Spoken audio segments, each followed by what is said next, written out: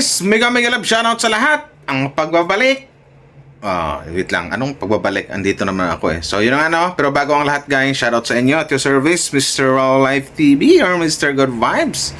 Ang inyong Mr. Lipstick, ika nga, sabi nila yun dito sa Team Kalingap. Pero bago tayo magsimula guys, mega love shoutout or shoutout po sa lahat ng mga bagong nakasubscribe sa akin. Lalong-lalo na po sa Danjoy supporters, EDC supporters, Jumcar supporters. Maraming salamat po. Shoutout sa lahat ng love team, sa EDPAW, kung ano pang mayroong love team ang Team Kalingap. Pero bago tayo magsimula guys, suportahan po natin ang buong Team Kalingap. Siyempre, sa panguna po ni Kuya Val Santos Matubang, Boss Kalinga Prab, Ate Edna Vlogs, Antol Kalinga Partners, suportahan po natin ang Kalingap Charity Vloggers, suportahan natin guys, basta sa Team Kalingap. So ito na ano, at saka ano nga pala, magpapasalamat na ako doon sa mga walang sawang nag-like and share sa mga video, sa mga upload video ko. Thank you very much po sa inyo, malaking tulong na po yun sa mga nag-like and share po. Maraming thank you. Mini salamat. Maraming salamat sa nakadikit kay Wow Life TV. So ito na guys na, part 2 to sa gagawin kong reaction in a good way, in a nice way. So alam naman natin na ayaw ko na yung mga balahurang reaction dito, ganyan. Kasi dapat dapat simple lang isang Wow Life TV. So yun na nga, alam naman natin ngayon na for how many days, pag ilang araw na bang mayroong issue kay Carla na about doon sa mga palipad ganyan na maraming mga basher, yung like yung sinasabi ng mga taong inggit, mga nambabash kay Carla na kisyugito ganyan, maraming nagpapalipad tapos hindi naman daw tumutulong or hindi daw nag-charity. So para sa akin medyo medyo pangit na kasi for unang-una kasi si Carla hindi pa naman talaga sanay mag-YouTube yan, kumbaga bagong gawa yung channel niya, kumbaga nanibago pa lang sa soknit yan as a content creator or mayroong YouTube channel. So sa mga ganong sinasabi kasi mukhang hindi pa mag-gets ni Carla yung kung bakit, anong dahilan at anong basihan bakit nababash siya porket maraming nagpapalipad sa kanya. In the very first place naman, unang-una sa live niya hindi naman siya nanghihingi. Bakit ba maraming nagpapalipad kay Carla? Isa lang ibig sabihin yan, maraming nagmamahal sa isang Carla talaga. Or dito sa Jumcar, maraming nagmamahal sa batang yan. So maraming nagpapalipad, unang-una hindi naman nanghihingi, di ba? Hindi naman inuobliga ni Carla na magpalipad kayo pag live ko kita ganyan. Wala naman po. May basehan siguro yun sa mga sinasabi ng bashers kung nakikita lang si Carla nanghihingi or namimilit sa kanyang mga fans, pero hindi. Kusang bigay yun ng mga taong nagmamahal or nakasuporta sa isang Carla or dito sa Jumcar, di ba? Yun na po yun. So hindi ko mahanap kung saan banda, kung anong pinaka point of view, kung bakit binash nila isang Carla. So ang nung nahanap ko na, sinaliksi ko na yun pala, inggit lang ang dahilan. Kasi wala kong mahanap na dahilan or basehan na kung bakit nagkaroon ng basher ang isang Carla. Kung bakit nagkaroon ng basher yung live niya na maraming nagpapalipad. Wala tayong mahanap na ang gulo, di ba?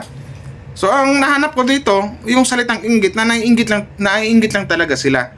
Or maraming nabigla or maraming nagpapalipad kay Carla. Doon sa mga nabigla at doon sa mga nagtaka kung bakit nagpapalipad kay Carla, isa lang din po ang sagot niyan. Marami pong nagmamahal sa Jumcar or maraming nagmamahal sa isang Carla. Bakit ba minahal ang isang Carla? Bukod sa sasabihin ko ba, bakit ba minahal isang Carla? Unang-una sa love team nila ni Jumar or ang Jumcar, nakitaan na mabait, nakitaan na mahinahon, di ba? Tsaka may nagtanong sa akin kung dapat bang sumagot ang isang Carla doon sa mga taong nang babasa sa kanya or sa mga bashers. Para sa akin, siguro paminsan-minsan sagutin niya in a good way, in a nice way, kasi hindi naman pwedeng manahimik na siya. Paminsan-minsan sagutin niya kasi alam ko naman na si Carla, hindi ko pa nabalitaang nakipagbardagulan yan sa mga bashers, sumagot ng ganito ganyan. Kumbaga nga, lagi kong sinasabi or sinabi ko kanina na hindi pa sanay si Carla talaga pagdating sa sokmed, kung ano yung totoong buhay sa social media, na magkaroon ng YouTube channel na Sikat kasi. Pag sikat, talagang ang akibat niyan, maraming basher talaga. Kahit walang ginawang masama si Carla, alam naman natin isang Carla, mahinahon, mahinhin, kung mag-live lang, hanggang kumusta lang, shoutout. Pero nagkaroon ng basher, di ba? Doon tayo magtaka kung bakit nagkaroon ng basher. Sikat eh. Pag sikat, understandable kung bakit marami siyang basher. Kasi maraming taong naiinggit sa kanya. At mas lalo siyang kinaiinggitan kasi marami nga pong nagparamdam sa kanya na maraming nagmamahal sa kanya through palipad. So yun. Dapat ba siyang sumagot? Para sa akin, yes. Dapat niyang sagutin. Pero alam ko naman na pag sumagot si Carla, tamang may hinahon na paliwanag lang. Hindi naman sumagot na magipagbartagulan, awayin niya. Wala kasi wala yan sa katauhan ni Carla na sa mga ugaling ganyan. So para sa akin, kung dapat mang sumagot, oo naman, bakit hindi? Karapatan niyang sumagot at dipinsahan yung kanyang sarili at magpaliwanag siya. Pero siguro Carla, no, shoutout si Carla, isang beses o dalawang beses kang sumagot, okay na siguro yun. Kasi pag sinabi kasing basher, word na basher o mga basher na tao, ibig sabihin yan, talagang ayaw sa'yo. Yun. Talagang ayaw sa'yo, kaya naging basher yan. Kahit ano pang magandang explanation ang ibahagi mo dyan o ang i-explain mo dyan, kahit ano pang magandang paliwanag ang gawin mo dyan, hindi nila pakikinggan. Kasi nga, basher sila.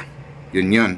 Pero gaya ng sinasabi ko nung upload ko nung kahapon, wag mo silang intindihin. Kasi ang basher nga, lagi kong sinasabi, kahit anong paliwanag mong gawin dyan, kahit gaano pa ka magandang explanation ang gawin mo dyan, hindi makikinig ang basher. Basher is always a basher.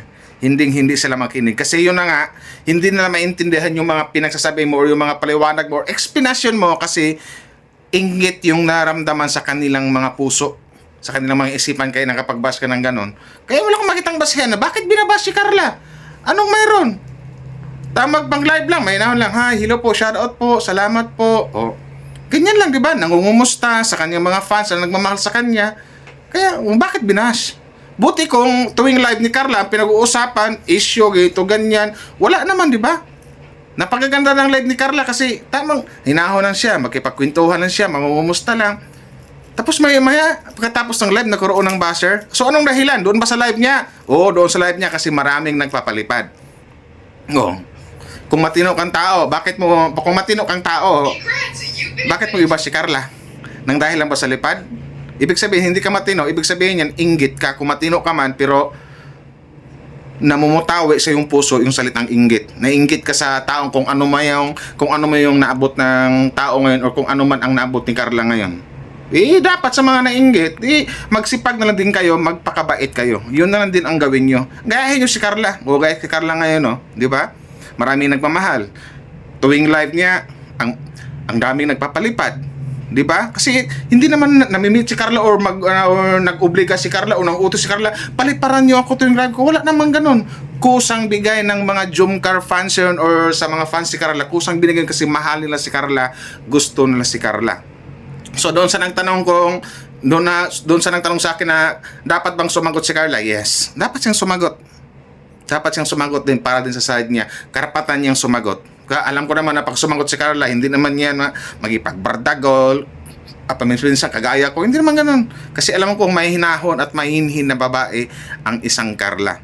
So, parang isang beses o dalawang beses sa sagot si Carla, okay na yon. Kasi at least makitaan natin na nagpaliwanag si Carla sa side niya. Pero tama na yung dalawa. O kahit nga tatlo, wag na kasi pag sinabing basher kasi talagang kahit anong explanation mo yan, hindi makikinig yan. Ipipili talaga yung gusto nila. Kasi nga, paano nila maintindihan na sa kanilang puso, sa kanilang kaisipan, puro inggit yung kanilang nararamdaman sa kung anong mayroon ngayon si Carla.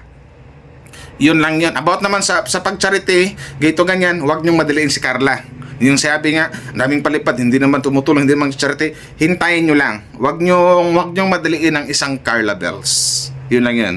Darating din ang panahon na tutulong din siya.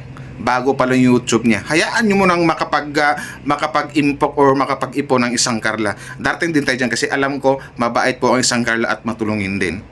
Hindi man porket beneficiary siya, wala na siyang karapatang sumagot. Karapatan din po niya magpaliwanag or mag-explain about sa mga nang babash sa kanya ngayon. So, sana malinaw na po sa mga ibang tao diyan kung bakit ganito ganyan.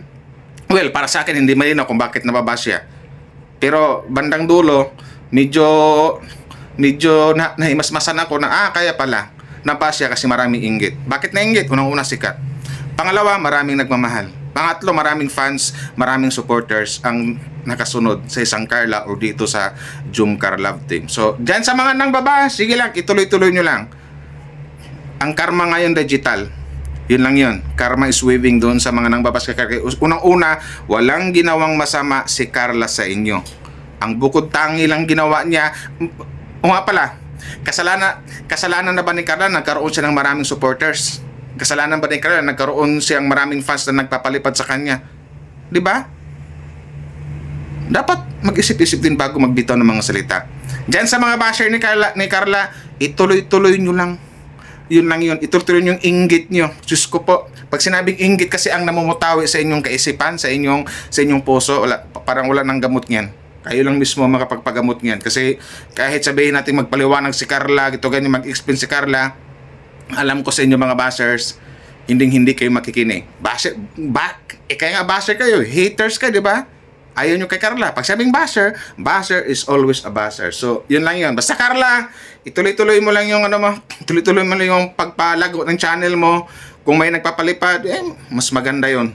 Huwag mong yung mga nang babasher kasi dapat maintindihan mo na Carla. Sikat ka ngayon, nang dahil sa Team Kalingap, sikat ang Jumcar, sikat yung pangalan mo, maramang dito sa Sukmid, pag sikat ka, malamang marami kang basher. Maraming maiinggit sa'yo. Yan po ang realidad sa Sukmid talaga. Pag sikat ka, may basher ka. Kung wala kang basher, malamang hindi ka sikat, laos ka. Yun lang yun. Pansinin mo Carla, lahat ng mga sikat sa Sukmid, dito sa YouTube, maraming basher. 'Di ba? Yun lang yun. Basta Carla, ituloy-tuloy mo lang yung wala kang ginawang masama. Andito lang isang Wow Life TV, handa kang dipinsahan. So maraming salamat sa buong Team Kalingap. Shoutout sa lahat, sa Danjoy supporters, EDC supporters, Jumcar supporters. Mega love shoutout po sa inyo. At sa lahat ng love team sa buong Team Kalingap. Kuya Rab, Kalingap Rab, Kuya Bal, saka Atin na Vlog, shoutout po sa inyo. Ingat po kayo palagi sa mga scout nyo araw-araw. Bye-bye! Sana marunong mag-like and share, no? Thank you very much guys, Wow Life TV. Shhh.